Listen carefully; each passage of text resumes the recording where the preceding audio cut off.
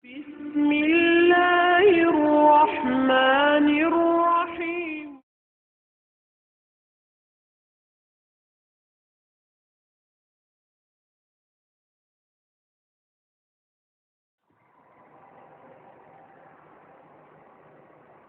السلام عليكم ورحمة الله وبركاته.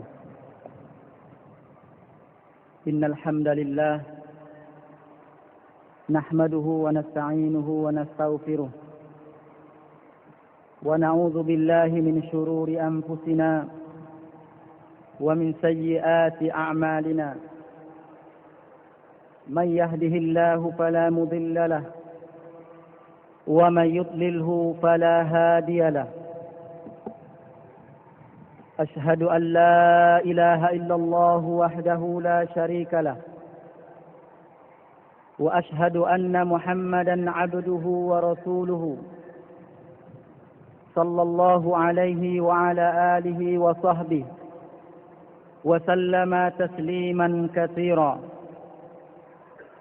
يا أيها الذين آمنوا اتقوا الله حق تقاته ولا تموتن إلا وأنتم مسلمون. يا أيها الناس اتقوا ربكم الذي خلقكم من نفس واحدة وخلق منها زوجها وبث منهما رجالا كثيرا ونساء، واتقوا الله الذي تساءلون به والأرحام إن الله كان عليكم رقيبا. يا أيها الذين آمنوا اتقوا الله وقولوا قولا سديدا يصلح لكم أعمالكم ويغفر لكم ذنوبكم، ومن يطع الله ورسوله فقد فاز فوزا عظيما. Ikhwatal iman, puji syukur kita panjatkan kehadiran Allah Subhanahu wa taala. Pada malam yang mulia ini Allah Subhanahu wa taala mempertemukan kita di sebuah rumahnya yang begitu megah, menjadi kebanggaan bagi masyarakat Kampar. Semoga masjid yang megah ini menjadi corong kebenaran, sumber ilmu, dan tempat rujuknya seluruh kaum muslimin di dalam masalah agamanya. Salawat dan salam kita kirimkan buat Nabi kita Nabi Muhammad sallallahu alaihi wasallam, seorang uswah dan qudwah yang dipilih oleh Allah Subhanahu wa taala untuk umat manusia, suri tauladan yang benar, sehingga beliau mengatakan, taraktukum ala mahjatil bayda lailuha kanahariha la yazigu anha illa halik. Saya tinggalkan kalian di atas cahaya yang terang benderang, malamnya bagaikan siangnya. Tidak ada yang melenceng dari petunjuk, tidak ada yang melenceng dari cahaya tersebut kecuali akan binasa, kata Rasulullah sallallahu alaihi wasallam. Ikhwani a'azzakumullah, Rasulullah sallallahu alaihi wasallam merupakan uswah dan qudwah kita yang telah diberi oleh Allah Subhanahu wa taala rekomendasi di dalam firman-Nya, laqad kana lakum fi rasulillahi uswatun hasanah. Sungguh telah ada bagi kalian pada pribadi Rasulullah sallallahu alaihi wasallam uswah, qudwah yang baik. Beliau merupakan orang yang harus kita tiru. Beliau merupakan orang yang harus kita jadikan acuan di dalam kehidupan kita. Terutama kehidupan di dalam beragama. Bagaimana seorang hamba beriman kepada Rabb-Nya, beribadah kepada Rabb-Nya, dan berakhlak di dalam kehidupannya. Masyiral muslimin rahimakumullah. Tema kita pada malam yang berbahagia ini akan kita angkat dari firman Allah Subhanahu wa taala dalam surah Al-Qalam. Allah berfirman, "Wa innaka la'ala khuluqin 'azim." Dan sesungguhnya engkau wahai Muhammad sungguh berada di atas akhlak yang sangat mulia. Di dalam kehidupan manusia tidak akan luput dari dua hubungan. Yang pertama hubungannya dengan Allah Subhanahu wa taala. Yang kedua hubungannya di antara manusia. Sebagaimana Allah katakan, hablum minallah wa hablum minan nas. Hubungan dengan Allah dan hubungan dengan manusia. Hubungan dengan Allah Subhanahu wa taala, seorang hamba wajib baginya untuk menunaikan hak-hak Allah yang harus ditunaikan di dalam kehidupannya. Dan hubungan dengan manusia, seorang manusia harus mengetahui bagaimana adab dan sikap di dalam bergaul sesama manusia. Sebagaimana kita sebutkan di atas tadi, Allah Subhanahu wa taala menjadikan kepada kita uswah, contoh dan suri tauladan yang benar pada pribadi Rasulullah sallallahu alaihi wasallam. Apalagi yang berhubungan dengan akhlak beliau. Bagaimana beliau di dalam berakhlak. Dalam hal ini banyak sekali hadis dan ayat Al-Quran yang menceritakan tentang bagaimana seharusnya seorang mukmin berakhlak. Di antaranya sabda Rasulullah sallallahu alaihi wasallam, hadis dari Abu Darda radhiyallahu anhu, anin Nabi sallallahu alaihi wasallam qala, "Ma min syai'in asqalu fil mizani min husnil khuluq." Akhrajahu Abu Dawud wa Tirmizi. Rasulullah sallallahu alaihi wasallam dalam hadis yang mulia ini memuji atau menunjukkan kepada kita bahwasanya akhlak merupakan salah satu yang berat timbangan di sisi Allah Subhanahu wa taala. Seandainya seseorang rajin beribadah kepada Allah namun tidak berakhlak, maka ini tidaklah cukup dan tidak sempurna. Seharusnya seorang mukmin setelah hubungannya dengan Allah baik, maka dia harus mempunyai akhlak yang baik untuk hubungannya sesama manusia. Dalam hadis tadi Nabi SAW mengatakan, tidak ada satupun yang lebih berat daripada di dalam timbangan daripada akhlak yang baik. Dalam hadis ini Nabi mengatakan bahwasanya akhlak yang baik merupakan salah satu yang paling berat timbangannya di sisi Allah Subhanahu wa taala. Kemudian dalam hadis yang lain Nabi sallallahu alaihi wasallam mengatakan, hadis dari Amr bin Shu'aib dari ayahnya dan dari kakeknya, Rasulullah sallallahu alaihi wasallam bersabda, "Ala ukhbirukum bi ahabbikum ilayya wa aqrabikum minni majlisan yaumal qiyamah." Rasulullah sallallahu alaihi wasallam mengatakan, maukah kalian saya beritahu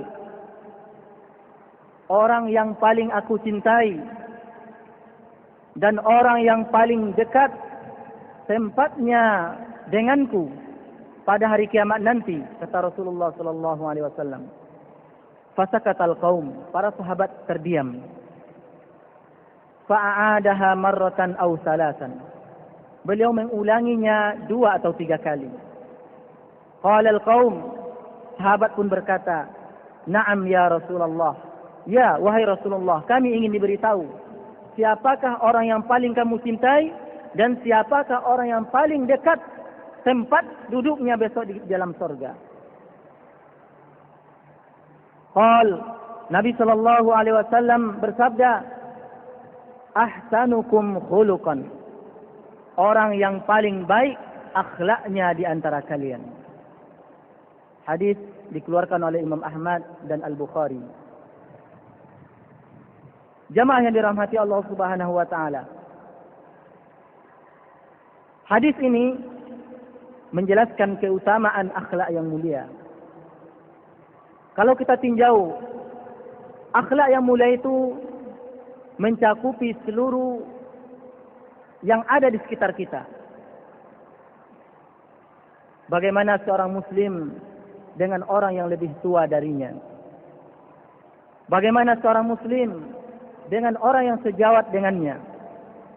Bagaimana seorang muslim dengan orang yang lebih kecil darinya.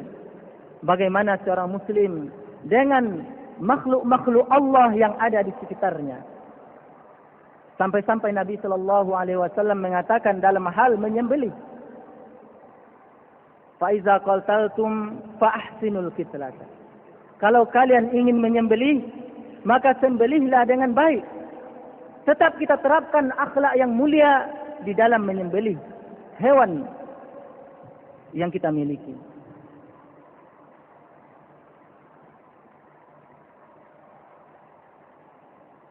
Dan banyak riwayat yang menyebutkan hadis yang berikutnya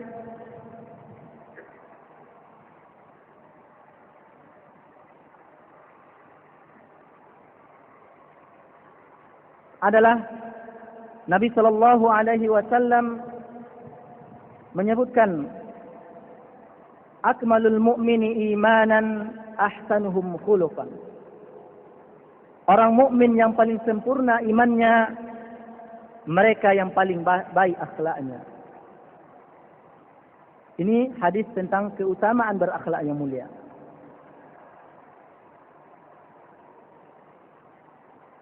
Kemudian dalam riwayat lain disebutkan oleh para ulama, yudrikul mu'min bi husni khuluqihi darajatas shaimil qaim wa khiyarun nasi ahsanuhum khuluqan. Seorang mukmin bisa mendapatkan darjat orang yang selalu berpuasa dan selalu salat malam dengan berakhlak yang mulia. Begitu utamanya akhlak mulia di dalam pandangan agama kita.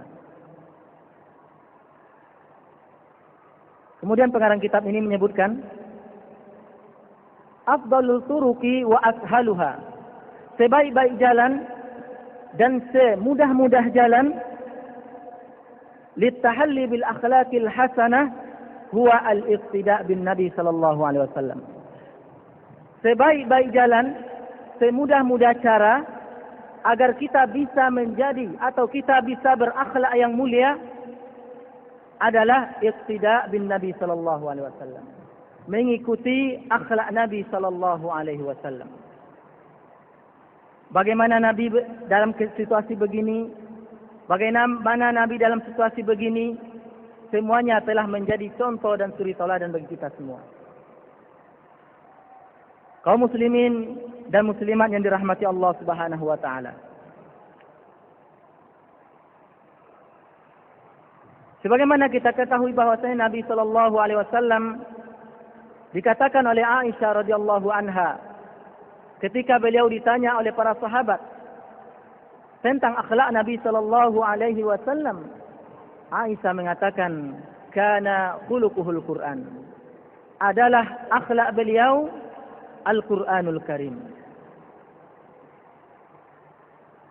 Al-Quran sebagaimana kita ketahui adalah acuan, adalah sebuah buku sebagai tuntunan hidup bagi seorang mukmin.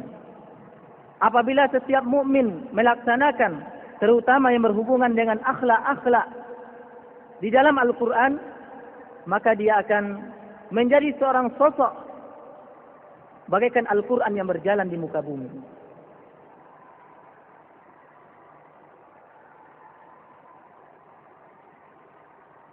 Sebagaimana Nabi sallallahu alaihi wasallam dikatakan, kana ahsanun nasi khalqan wa hulukan. Adalah Nabi sallallahu alaihi wasallam manusia yang paling baik akhlak dan paling baik bentuknya. Di antaranya yu'ti man haramah. Rasulullah sallallahu alaihi wasallam akan memberi kepada orang yang pernah menolak permintaannya. Begitu Nabi sallallahu alaihi wasallam. Nabi akan bisa memberikan bantuan kepada orang yang pernah menolak ketika beliau meminta bantuan kepadanya. Bagaimana dengan kita? Kemudian wa ya'fu an man zalamahu. Beliau selalu memaafkan orang yang pernah menzaliminya. Bagaimana dengan kita? Wa yaqimu man qana'ahu. Beliau menyambut silaturahmi.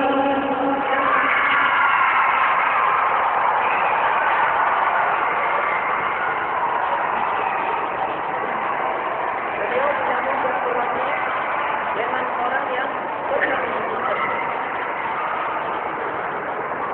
Bagaimana dengan kita? Rasulullah sallallahu alaihi wasallam yang harus dicontoh dan diolahkan, yang akan menjadi sebuah dan sebuah di dalam kita, sehingga kita menjadi orang yang disebut sebagai pengikut Rasulullah sallallahu alaihi wasallam.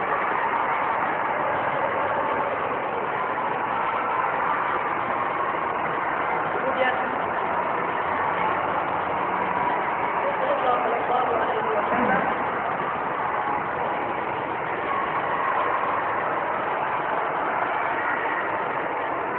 di antara akhlak beliau,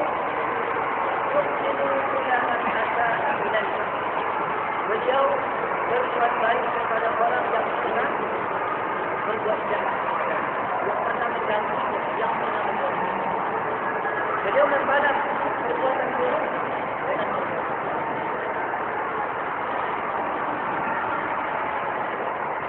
Wa alaina al-istijabah.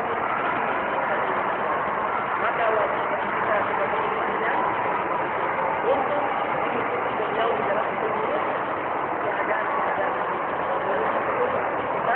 yang berhubungan dengan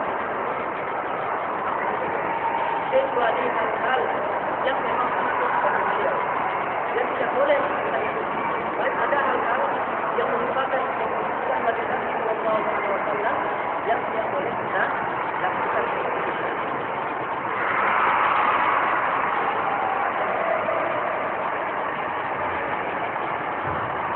Bapak Ibu yang dirahmati Allah Subhanahu wa taala. Apa keputusan bagi beliau? Apa hal yang boleh kita ikuti? Di antaranya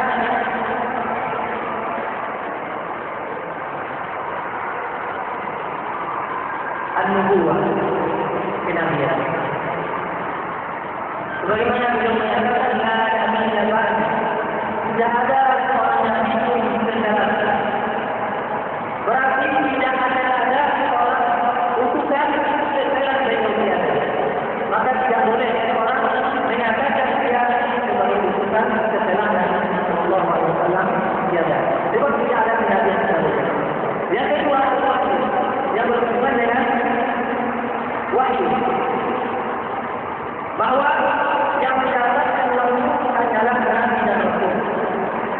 Yang mana beliau adalah Nabi dan Rasul penutup. Tidak ada lagi seorang pun manusia yang berhak mendapatkan wahyu dari Allah Subhanahu wa taala. Seandainya ada yang mengaku, maka itu adalah sebuah kedustaan dan kebohongan yang mereka lakukan. Contoh lain, mempunyai istri lebih dari 4. Itu khusus bagi beliau. Di antaranya yang lain, menikah tanpa wali. Umpamanya seorang wanita datang kepada beliau, kalau beliau suka dan menerimanya, maka dia sudah menjadi istrinya. Berbeda dengan kita. Kita tidak berlaku hal ini.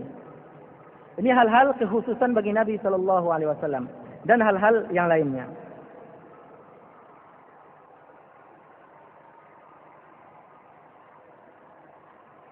Kaum muslimin dan muslimat yang dirahmati Allah Subhanahu wa taala.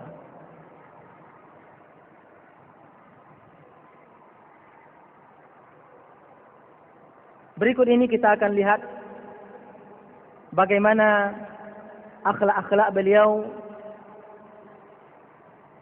Yang pertama tentang kemuliaan, kedermawanan, dan tidak inginnya beliau mengecewakan orang lain. Banyak riwayat yang mengisahkan tentang hal ini. Di antaranya datangnya seorang badui kepada Rasulullah SAW yang meminta kepada beliau selendangnya. Kita tahu Rasulullah tidak mempunyai pakaian yang banyak seperti halnya kita sekarang ini. Satu-satunya selendang yang dimiliki lalu diminta, maka beliau berikan.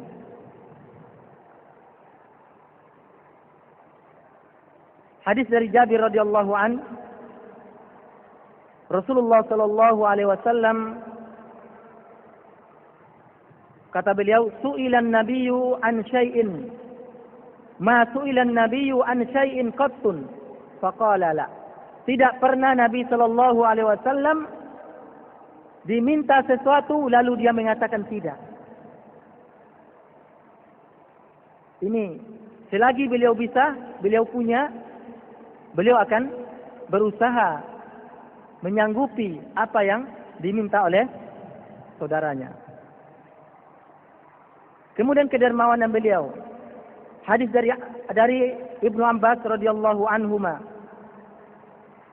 Beliau berkata, "Kana Rasulullah sallallahu alaihi wasallam ajwadan nas." Adalah Rasulullah sallallahu alaihi wasallam manusia yang paling dermawan. Wa kana ajwadu ma yakunu fi Ramadan hina yalqahu Jibril.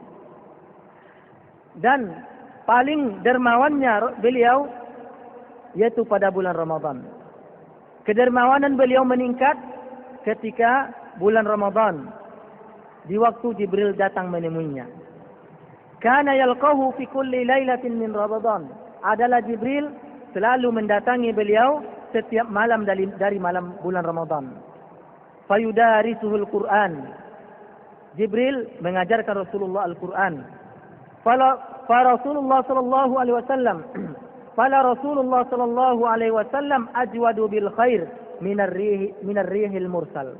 Sungguh Rasulullah sallallahu alaihi wasallam lebih dermawan daripada angin yang bertiup. Hadis berikutnya, Rasulullah sallallahu alaihi wasallam pernah diminta sesuatu. Kalau orang tersebut memintanya berdasarkan agama, maka beliau berikan. Dari antaranya dalam hadis ini, faja'ahu rajulun, datang seorang laki-laki kepada beliau, fa'atahu ghanaman ma baina jabalain. Rasulullah memberinya kambing yang banyaknya menutupi satu lembah.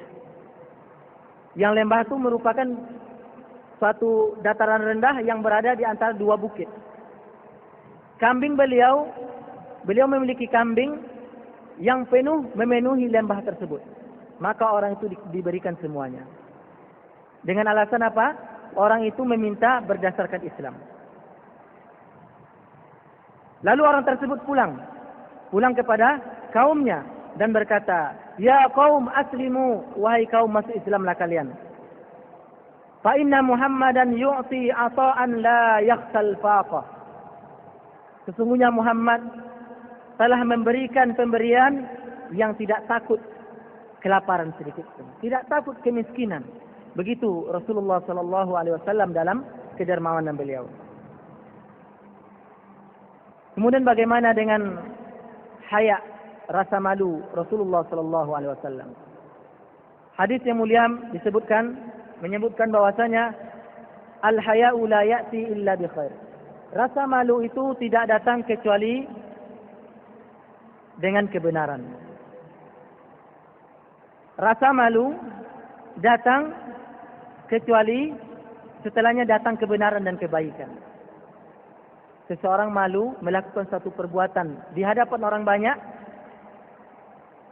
maka itu membawa kebaikan bagi dia.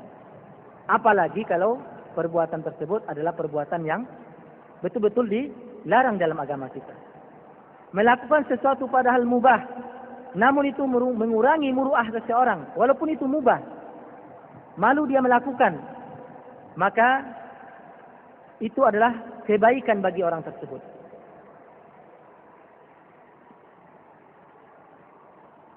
Abi Sa'id Al-Khudri radhiyallahu anhu menceritakan tentang malunya Nabi sallallahu alaihi wasallam.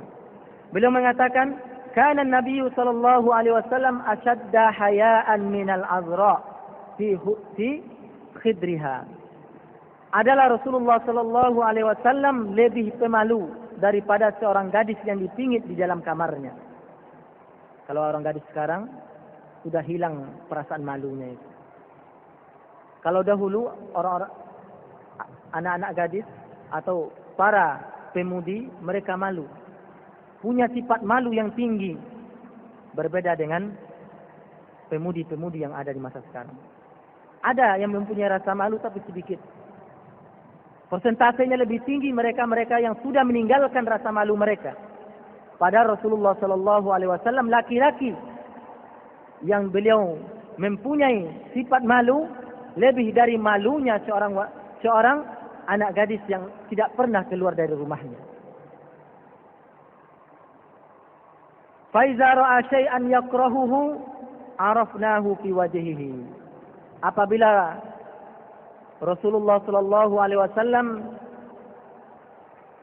tidak menyukai sesuatu, maka para sahabat pasti sudah mengetahui dari rona wajah beliau. Pamannya beliau melihat sesuatu yang membuat beliau malu, merah mukanya, malu. Sahabat tahu, maka sahabat langsung berubah dan meninggalkan perbuatan tersebut. Kemudian bagaimana tawaduknya Rasulullah sallallahu alaihi wasallam? Hadis dari Umar ibn al-Khattab radhiyallahu anhu qala, sami'tu an-nabiy sallallahu alaihi wasallam yaqul, la tatruni kama ataratin nasara ibna Maryam. Janganlah kalian puji saya, angkat saya, ya, sebagaimana orang-orang Nasara telah memuji Isa putra Maryam. Rasulullah sallallahu alaihi wasallam itu seharusnya adalah orang yang harus kita puji, harus kita hormati.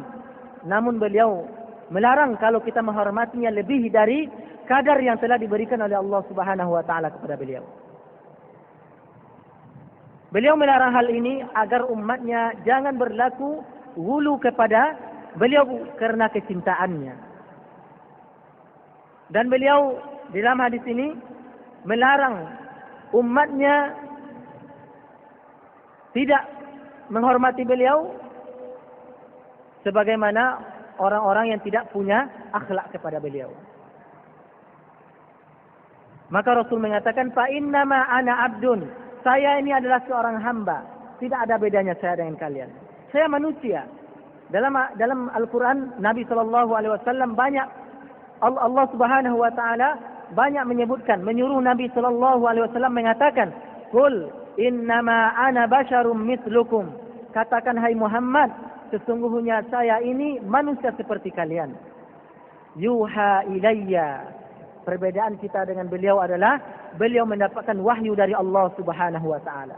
Yang harus kita hormati, yang harus kita teladani yang harus kita contoh kehidupan beliau. Faqulu Abdullahi wa rasuluhu.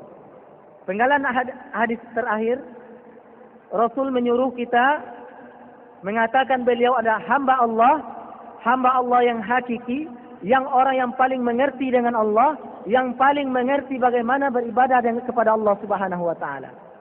Sehingga beliau harus kita jadikan sebagai panutan. Wa rasuluhu, dan rasulnya, utusannya yang harus kita jadikan acuan di dalam kehidupan kita. Yang harus kita jadikan pemimpin di dalam beragama kita. Kaum muslimin yang dirahmati oleh Allah Subhanahu wa taala. Kemudian bagaimana pula dengan ar-rifqa? Lembutnya sifat beliau. Beliau adalah orang yang keras kalau agama Allah dilecehkan.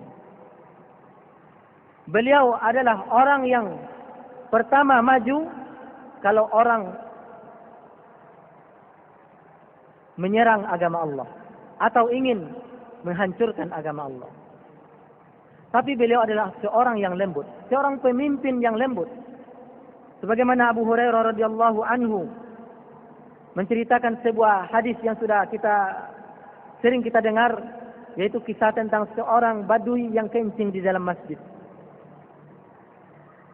Yang mana saat itu para sahabat yang sudah mengerti dengan fungsi masjid, mereka geram kepada si badui ini. Seharusnya si badui ini harus ditarik keluar, dijauhkan dari masjid, dicaci, dicela. Tapi Rasulullah sallallahu alaihi wasallam ketika itu menampilkan sifat lembutnya. Beliau mengatakan kepada para sahabat, da'uhu, tinggalkan, biarkan dia. Wa arhiku ala baulihi zanuban minal ma'. Dan siramlah bekas kencingnya itu dengan seember air. Fa innama bu'istum muyassirina wala tub'asuna mu'assirin.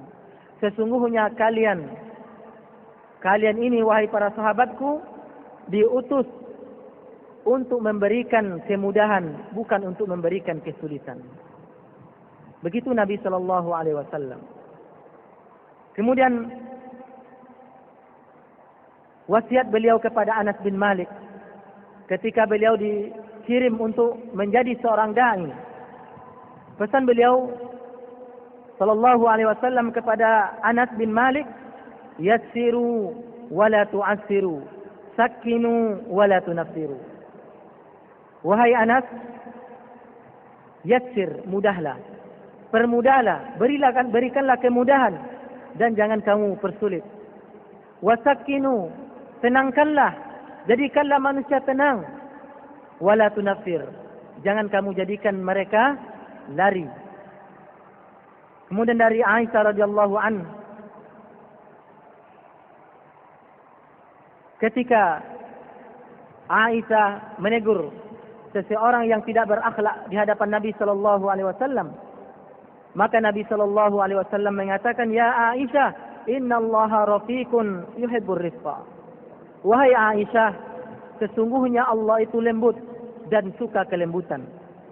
Wa yu'ti 'ala ar-rifqi ma la yu'ti 'ala al-'unfi.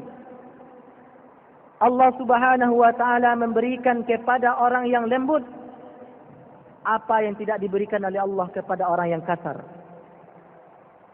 Wa ma la yu'ti 'ala ma siwah, dan apa yang Allah tidak berikan kepada selain orang-orang yang lembut. Kaum muslimin yang dirahmati oleh Allah Subhanahu wa taala, bagaimana pula dengan sifat pemaaf beliau? Rasulullah sallallahu alaihi wasallam diceritakan oleh Aisyah radhiyallahu anha, ma khuyyira Rasulullah sallallahu alaihi wasallam baina amrayni illa akhadha aysarahuma ma lam yakun isman. Rasulullah sallallahu alaihi wasallam tidak diberi dua urusan atau dua pilihan kecuali beliau akan memilih yang paling mudah dan yang paling ringan. Kita lihat, kita kenal dengan yang namanya Abdullah bin Ubay bin Salul, Rasul Munafikin, pemimpin orang-orang munafik, diketahui oleh para sahabat. Namun Rasulullah tidak membenarkan, tidak membolehkan para sahabatnya untuk menyerang beliau, untuk membunuh Abdullah bin Salul. Tidak dibenarkan oleh Rasulullah sallallahu alaihi wasallam. Ini bukti beliau memaafkan. Bahkan ketika Abdullah meninggal, Rasulullah sallallahu alaihi wasallam menutupi jasadnya dengan selendangnya. Kalau kita mungkin jangankan menjenguknya, jangankan menutup dengan selendang, datang saja kita enggak mau. Karena kita tahu dia adalah orang yang sangat memusuhi kita. Tetapi itu bukanlah yang diajarkan oleh Nabi sallallahu alaihi wasallam. Diajarkan oleh Nabi memaafkan siapapun yang pernah menyakitinya. Bahkan Nabi sallallahu alaihi wasallam hampir ingin menyolatkan Abdullah, sehingga turun peringatan keras dari Allah Subhanahu wa taala, la tusalli alaihim mata abada. Jangan engkau salatkan mereka selama-lamanya. Jangan kamu salatkan di antara mereka yang mati selama-lamanya. Setelah turunnya larangan ini, Rasulullah sallallahu alaihi wasallam tidak jadi mensalatkan Abdullah bin Salul. Sebelum ayat ini, teguran ini turun, yang menegur Rasulullah pertama adalah Umar bin Al-Khattab radhiyallahu anhu. Ya Rasulullah, atusalli ala aduwillah? Apakah kamu salatkan musuh Allah ini? Rasulullah sallallahu mengatakan, ya Umar, innallaha khayyarani. Allah masih memilihkan pilihan kepadaku. Engkau doakan atau engkau astaghfarta lahum allam tastaghfir lahum. Engkau minta ampunkan wahai Muhammad untuk mereka, atau tidak kamu minta ampunkan, atau kamu minta ampunkan 70 kali. Kata Allah, Allah tidak akan mengampuninya. Namun ini tidak terkandung larangan di dalamnya. Ketika itu Rasulullah masih ingin mensalatkannya. Begitu pemaafnya Rasulullah sallallahu alaihi wasallam.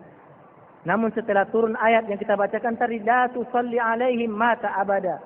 Jangan kamu salatkan orang yang mati di antara mereka selamanya. Maka Rasulullah baru berhenti, tidak mau mensalatkan orang-orang munafikin. Kaum muslimin yang dirahmati oleh Allah Subhanahu wa taala. Kita lanjutkan hadis yang tadi, fa in kana isman kana abadan nasi minhu. Seandainya perbuatan itu merupakan dosa, maka Rasulullah orang yang paling jauh dari dosa.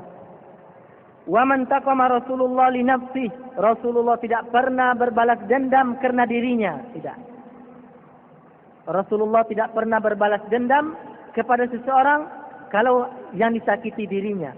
Tetapi Rasulullah memerangi orang-orang yang memerangi Allah dan agamanya. Illa an tunhaka hurmatullah fatankimu lillahi biha. Kecuali kalau orang itu menghancurkan kehormatan Allah Subhanahu wa taala, menghancurkan agama Allah, menghina Allah, maka Rasulullah baru membalas karena Allah Subhanahu wa taala, bukan karena pribadinya. Muttafaqun alaih. Bentuk pemaaf ini seharusnya hal yang paling harus kita pelajari, hal yang paling harus kita belajar dan kita terapkan kepada diri kita. Sesungguhnya jiwa la'ammaratun bisu, selalu mendorong kepada keburukan. Seharusnya kita belajar bagaimana memaafkan saudara kita, walaupun kesalahannya mungkin tidak terhitung kepada kita. Sebab bentuk maaf ini akan menghilangkan rasa dendam, menghilangkan dosa, apalagi kita yang pertama meminta maaf kepada orang tersebut.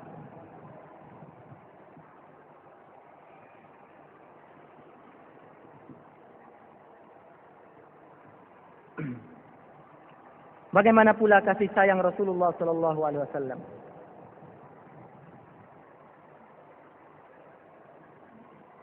Banyak hadis yang berhubungan dengan bentuk penyayangnya Nabi sallallahu alaihi wasallam.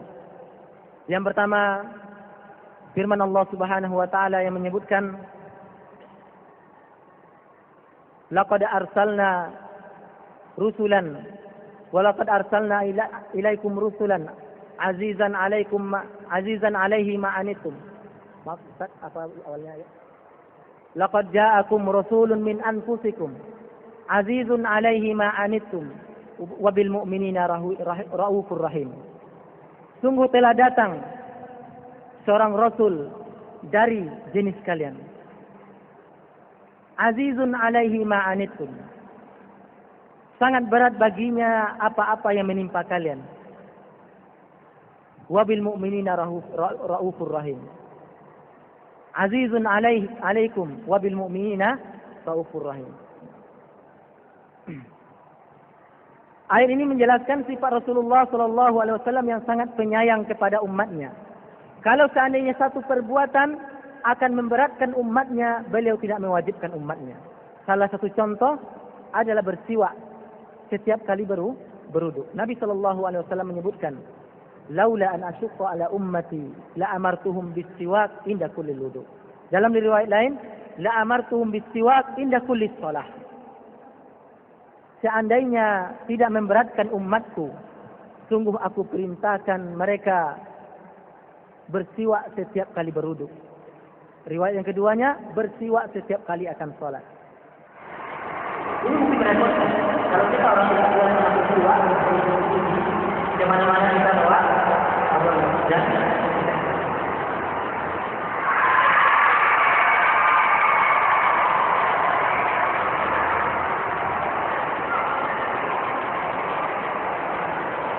muslimin yang dimuliakan Allah Subhanahu wa taala, semuanya masih banyak dari hadis-hadis apabila kita baca tentang beliau, bagaimana kita beliau, bagaimana akhlak beliau, sehingga membuat kita cinta dan rindu kepada beliau. Ya, sebagaimana yang disebutkan oleh Al-Imam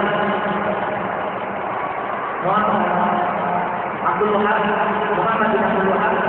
rahimahullah taala, kalau misalnya mengenal Rasulullah sallallahu alaihi wasallam, mengenal beliau bagaimana kita mengenal orang-orang yang dengan cara mengenal akhlak beliau, mengenal pribadi beliau, mengenal bagaimana beliau beragama kepada Allah Subhanahu wa taala. Sehingga membuat kita cinta kepada beliau. Sebagaimana dalam sebuah riwayat dibawakan oleh Jabir bin Abdullah, hadis yang panjang tentang hadiah Rasulullah sallallahu alaihi wasallam, satu setengah kalimat yang beliau katakan, "Alimna ma fa'ala." Atau kama qala Jabir, kami melakukan apa yang dilakukan oleh Rasulullah sallallahu alaihi wasallam. Ini harus menjadi sebuah perintah bagi seorang muslim. Dia benar berbuat melakukan sesuatu kalau hal itu dilakukan oleh Rasulullah SAW. Tidak ada alasan kita untuk berbuat melakukan perbuatan di luar dari kesunnah, di luar dari ajaran yang dilakukan. Maka sebab itu kaum muslimin yang dirahmati oleh Allah Subhanahu wa taala, mari kita selalu berusaha belajar membaca hadis-hadis beliau sehingga menanamkan cinta kita kepada beliau dan menjadikan kita orang-orang yang sangat mengerti dengan bagaimana kehidupan beliau.